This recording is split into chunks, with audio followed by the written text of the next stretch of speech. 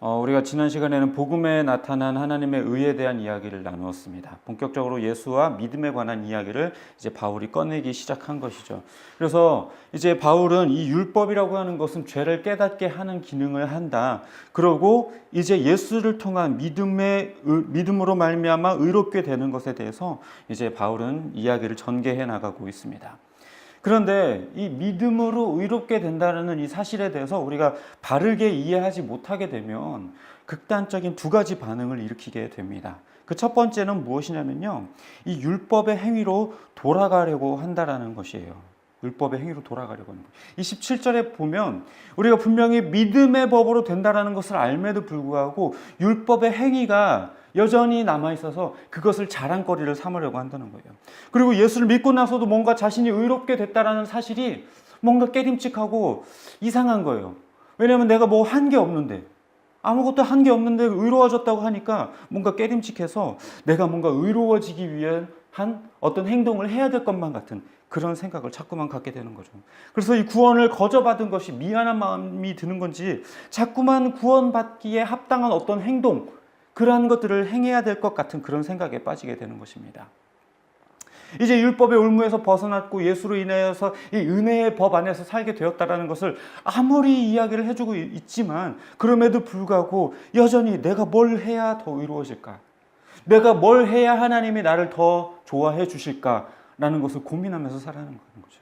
물론 우리가 하나님 앞에 하나님이 기뻐하시는 일, 하나님이 영광스러워 하실 만한 일들을 우리가 더욱더 고민하고 생각하는 것은 좋아요. 그것이 긍정적인 방향으로는 좋지만 반대로 내가 뭘 해야 하나님께로부터 내쳐지지 않을까, 이런 두려움 가운데에서 율법의 행위를 취한다면 그것은 잘못된 행동이라는 겁니다. 은혜의 법 안에서 살 수 있는 기회를 분명히 주었지만 여전히 율법을 요구하고 율법의 어떤 명확한 기준을 얻기를 원한다는 거죠. 한번 술에 대해서 한번 얘기해 볼까요? 이상하게 저는 술에 대한 이야기를 자주 접하게 되는데요. 과연 술을 마시는 게 죄일까요? 아닐까요? 물론 결론부터 이제 이야기를 하자면 신학적으로 술을 마시는 게 죄는 아닙니다. 하지만 이렇게 율법적인 기준을 세워서 이렇게 술을 마셔도 된다, 안 된다, 이런 신앙적인 생활을 하는 것이 과연 우리에게 어떠한 유익을 가져다 줄까요? 그것이 우리가 하나님 앞에 바로 서는 데 있어서 조금이라도 도움을 줄까요? 사실 그것보다 더 중요한 것은 다른 데 있습니다. 죄냐 아니냐 하는 율법적인 기준, 그것보다 더 중요한 건 다른 데 있어요. 술에 대한 이야기 참 할 게 많지만 다른 것들은 다 차치하도록 하겠습니다. 다만 지금 중요한 것은 술을 마시는 게 죄냐 아니냐 하는 이 율법적인 기준보다 더 중요한 게 있다는 것인데, 그것은 무엇이냐면 은혜의 법입니다. 은혜의 법. 술을 마시는 것이 나의 신앙생활에 어떠한 도움이 있는가? 내가 술을 마심으로 인하여서 하나님 앞에 나아가는 데에 어떠한 유익이 있는가? 그것을 생각하는 것, 그것이 은혜의 법이라는 것입니다. 그런데 참 이상하게도 사람들은 술을 마시는 것이 죄냐 아니냐라고 하는 그 명확한 율법적 기준에 더욱더 궁금증을 가지고 있다는 것이에요. 왜 그렇다면 사람들이 이런 율법적인 기준에 관심을 두고 있는가? 왜냐하면 사람들은 이 율법이 가지고 있는 이 특징 때문에 그렇습니다. 율법은 딱 잘라 말하죠. 해라, 하지 마라. 명확합니다. 구분이 정확해요. 딱 정해져 있어요. 그래서 그대로만 지키면 내 신앙이 보존되는 것 같은 느낌을 우리가 받기 때문에 그렇습니다. 그러나 복음은 뭐라고 이야기를 하냐면 은혜대로 하세요. 모든 게 자유롭지만 모든 것이 유익한 것은 아닙니다. 이렇게 말해요. 굉장히 모호하거든요. 하라는 건지 말라는 건지 애매합니다. 11조에 대한 이야기도 그렇습니다. 11조 과연 성경적이냐 그렇지 않냐. 그러면 11조를 만약에 성경적이고 해야 한다면 그 10분의 1을 해야 되느냐, 10분의 1을 해야 되느냐, 소득의 온전한 10분의 1을 해야 되느냐, 세금을 떼고 나머지 소득 중에 10분의 1을 해야 되느냐, 온갖 잡다한 논쟁이 가득합니다. 그런데 신학적으로만 대답을 하자면요, 11조 반드시 해야 될 의무 없습니다.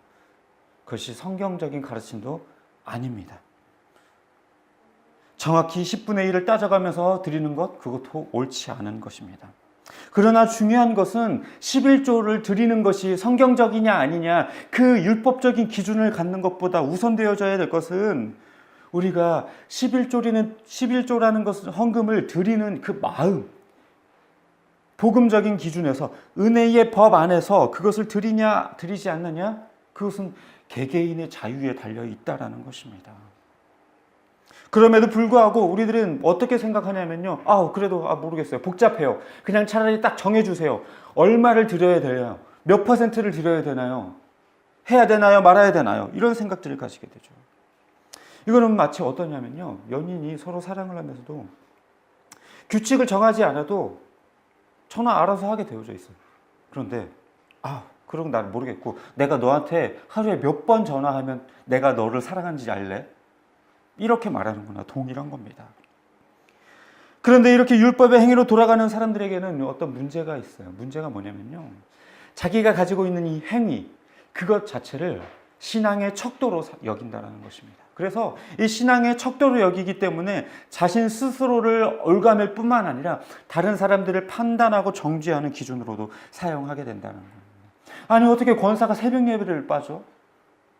아니 집사가 어떻게 주일 예배를 빠질 수가 있어? 아니 몇십 년 신앙생활을 했다고 하는 사람이 어떻게 봉사를 안 할 수가 있어? 이런 생각을 가지고 남을 판단하게 되는 것이죠. 마치 그것이 신앙의 척도인 양 말입니다. 그렇게 자기의 노력과 열심을 가시하고 싶어 해요. 나는 신앙생활 하면서 단 한 번도 새벽 예배를 빠진 적이 없어. 나는 단 한 번도 주일 예배를 빠진 적이 없어. 라고 하면서 자기의 신앙을 과시하고 다른 사람들과 비교하면서 우월감을 가지려고 하는 것이죠. 이런 것이 믿음으로 의롭게 되는 것을 바르게 이해하지 못했을 때 생기는 하나의 극단적인 반응입니다. 이제 믿음으로 의롭게 되는 것을 바르게 이해하지 못할 때 생기는 두 번째 극단적인 반응은 무엇이냐면 율법을 파기하려고 한다는 것입니다. 그래? 이제 자유를 얻었잖아. 그럼 술 마시는 거 죄도 아닌데 마시면 어때? 취하지만 않으면 되지. 11조? 그거 뭐 성경적인 것도 아니라는데 뭐 안 해도 되겠지. 그것이 구원을 결정짓는 기준도 아닌데 뭐 안 하면 어때? 믿음으로 얻는 의에 대해서 바로 이해하지 못하면 이렇게 방종에 가까운 태도로 취하게 된다는 것입니다. 물론 술 마시는 거 죄 아닙니다. 술 마시는 거 죄 아니에요. 그러나 아까도 이야기했지만 술을 마시는 것이 우리들의 신앙생활에 어떠한 도움을 가져다 주나요? 우리가 하나님 앞에 나아감에 있어서 하나님을 영광되게 하는 것에 있어서 술이 우리에게 어떠한 유익을 가져다 주나요? 단언컨대 단 하나의 유익도 없습니다. 우리가 하나님 앞에 나아가는 데에 단 하나의 유익도 없습니다. 그런데 굳이 그게 죄도 아니지만 그러나 굳이 그걸 먹어가면서 하나님에게 영광이 되지도 않은 일을 굳이 할 필요도 없는 것이죠. 그런데 취하지만 않으면 되지 라고 하면서 그건 죄가 아니니까 라고 말하는 그 태도는 과연 신앙의 바른 태도일까요? 고린도전서 10장 23절에 뭐라고 이야기를 하냐면요. 모든 것이 가하나 모든 것이 유익한 것은 아니요. 모든 것이 가하나 모든 것이 덕을 세우는 것은 아니다 라고 분명히 이야기합니다. 게다가 바울은 뭐라고 이야기를 하냐면요. 너희의 자유가 다른 사람들을 걸려 넘어뜨리게 하지 않도록 주의해라. 이렇게 이야기를 해요. 즉 다시 말해서 자신에게 주어진 그 자유를 자기를 위해서 쓰지 말라는 겁니다. 남을 배려하고 이웃을 사랑하고 하나님께 영광이 되게 하도록 쓰라고 하는 것이죠. 그래서 너희들은 무엇을 먹든지 마시든지 하나님의 영광을 위하여 하라고 바울은 이야기하지 않습니까? 이 말인즉슨 술 마시는 내가 더 믿음이 좋고 술 마시지 않는 너는 믿음이 약해. 그 말뜻이 절대로 아닙니다. 우리가 믿음으로 의롭게 되었다라고 한다면 우리가 누릴 수 있는 이 자유를 대하는 태도는 방종이 결코 아닙니다. 내게 주어진 자유니까 내 마음대로 해도 되잖아. 내 뜻대로 해도 되잖아. 다른 사람이 어떻든 다른 사람이 나를 어떻게 보든 상관없어.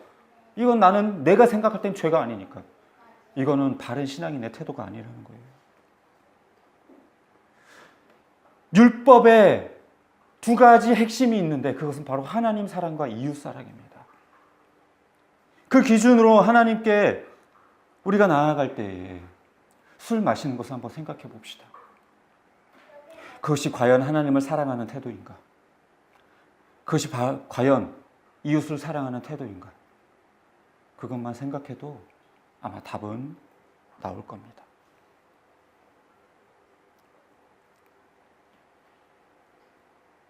바울은 자신이 고기를 먹을 자유가 있지만 그리고 그것도 죄가 되지 않지만 어떤 누군가가 나로 인하여서 그걸로 상처를 받는다면 난 평생 고기를 먹지 않겠다라고 얘기를 해요.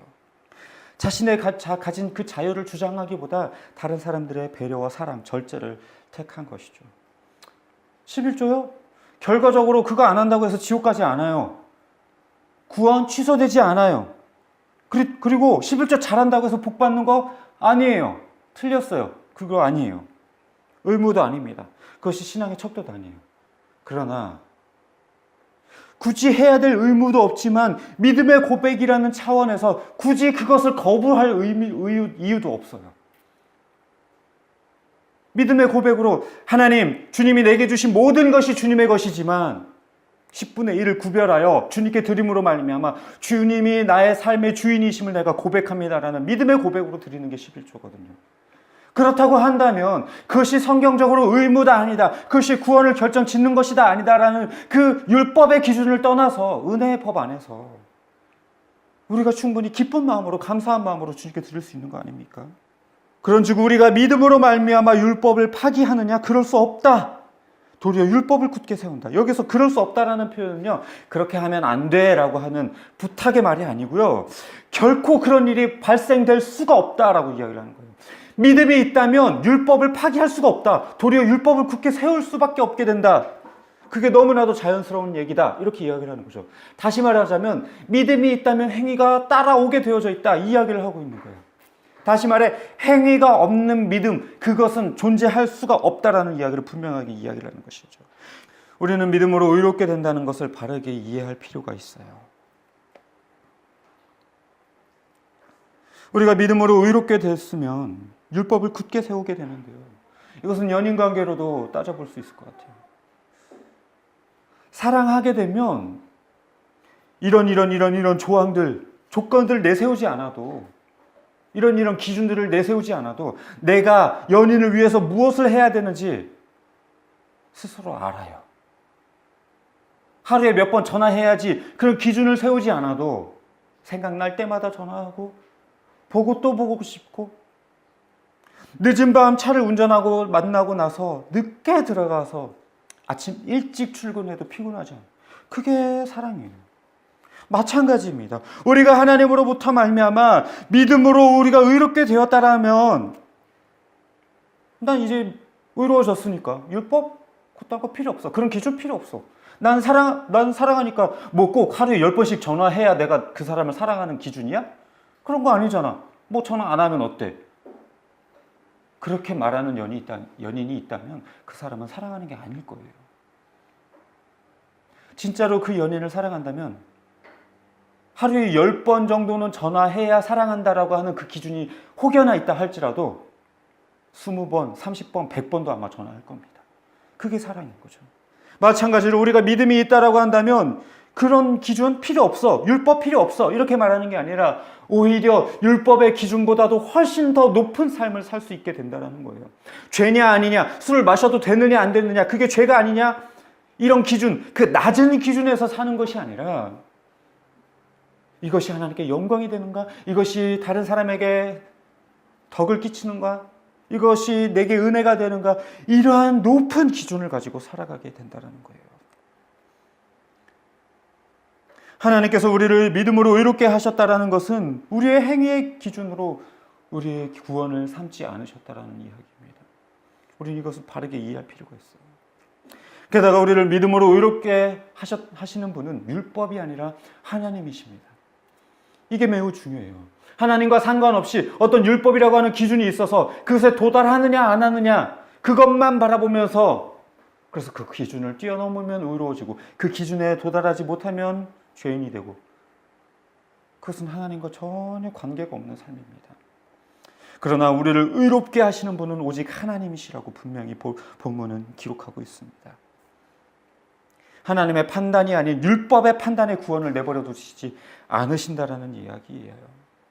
우리의 의로움을 결정짓는 것이 만약에 율법이었다면 어땠을까요? 우리는 매일매일 하루하루를 너무나도 지긋지긋하게 열심히 살아야 해요. 혹여나 이거는 죄가 아닐까, 저거는 죄는 되지 않을까, 날마다 두려움에 떨면서 그렇게 살아가야 돼요. 혹여나 율법을 어기지는 않을까, 내가 혹여나 죄 하나를 지어서 하나님이 내게 주시려고 하는 그 구원에서 내가 탈락되지는 않을까, 그런 날마다의 불안함 가운데서 살아가야 될 거예요. 하지만 믿음으로 의롭게 되었다라는 것은 우리에게 엄청난 자유와 해방을 우리에게 주셨다는 거예요. 따라서 우리는 그 은혜의 법 안에서, 우리는 그 믿음의 법 안에서 기쁨과 감사함으로 살아갈 수 있게 되는 겁니다. 내가 오늘 이 죄를 지은 것에 대해서 애통한 마음은 있어야 하겠지만, 죄를 지은 것 때문에 내 구원이 탈락되지는 않을까 두려운 마음으로 살지는 않게 되죠. 믿음의 법 안에서 살게 되면 예수 그리스도의 그 십자가로 말미암아 우리들의 죄가 사해진다라는 참된 기쁨으로 주님께 날마다 감사함으로 살아가게 되는 겁니다. 이것이 믿음의 법으로 사는 것과 율법으로 사는 것의 삶의 차이입니다. 우리는 더 이상 죄에 대한 두려움과 행동 하나하나에 대한 불안함으로 떨며 걱정하고 염려하며 살 필요가 없는 거예요. 게다가 오늘 본문 31절이 말하는 것처럼 우리에게 주신 이 믿음은 우리로 율법의 그 요구를 훨씬 뛰어넘는 삶을 살 수 있게 해준다라고 이야기하는 겁니다. 우리를 의롭게 하신 하나님의 은혜가 우리를 변화시키고 주 앞에 바르게 살도록 그렇게 인도하신다라는 겁니다. 그런데 우리가 이 믿음으로 의롭게 되는 것을 바르게 이해하지 못할 때에는 다시 율법의 행위로 돌아가서 봉사도 해야 되고 뭐도 해야 되고 뭐도 해야 되고 이것도 해야 되고, 이렇게 해야 하나님이 더 좋아하고 이렇게 해야 하나님이 나를 구원에 더 앞으로 이끌어주고, 이렇게 살지 않으면 뭔가 하나님의 진노가 내게 임할까 봐 날마다 두려움에 살고, 그렇게 돼버리고 마는 것이죠. 또 하나의 극단적인 반응으로는 나 이미 구원받았으니까, 나 믿음으로 구원받았는데 뭐 율법 따위 필요 없지, 내 마음대로 살아도 돼, 마치 구원파의 이야기들처럼 하나님과 전혀 상관없는 삶을 살게 되는 것이죠. 과연 내가 믿음으로 말미암아 구원받았으니까 나는 내 마음대로 살아도 되고 내 자유를 마음껏 누려도 돼 라고 말하는 그 사람은 진짜 구원받은 사람일까요? 아마 그렇지 않을 겁니다. 예수 그리스도께서 핏값을 주고 우리를 구원해 주셨는데 그 앞에 어떻게 우리가 예수 그리스도를 외면한 채 그냥 내 자유만을 외치면서 살아갈 수 있겠습니까? 도리어 내게 주어진 자유를 하나님께 내어드리고 절제의 삶으로 하나님께 영광된 삶을 살려고 하지 않겠습니까? 바라기는 저와 여러분이 이 믿음으로 의롭게 되는 것에 대해서 바르게 이해했으면 좋겠습니다. 우리는 율법으로 돌아가서도 안 되고 율법을 무시해서도 안 됩니다. 다만 은혜로 행하고 은혜 안에서 믿음의 법으로 우리는 살아야 합니다. 그 은혜 안에서 참 행복과 기쁨을 누리면서 하나님께 영광 돌리는 삶으로 나아가는 저와 여러분이 되시기를 주님의 이름으로 축복합니다. 기도하겠습니다.